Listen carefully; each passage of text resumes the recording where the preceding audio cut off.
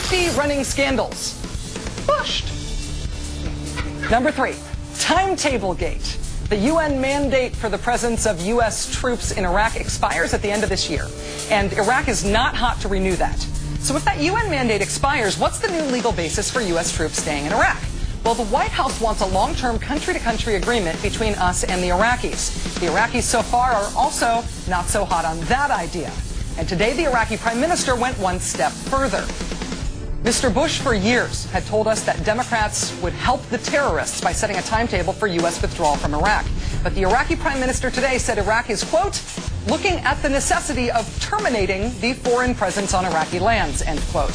He said either the U.S. should agree to depart from Iraq or should agree to a timetable by which we will agree to depart.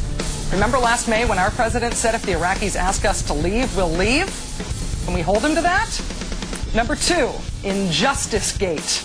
The Department of Justice's Office of Professional Responsibility has the job of policing the Justice Department's 10,000 lawyers. Under Janet Reno, Justice began releasing the results of that office's internal investigations, exonerating some prosecutors, revealing when others crossed the line.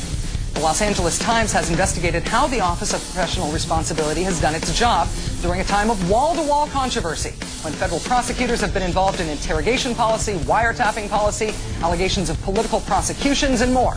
They found that unlike the Reno years, the Gonzales-Mukasey Justice Department won't say whether a single prosecutor did anything out of bounds in any of those scandals. In fact, it was only last month that the office released its mandatory annual public report for 2005.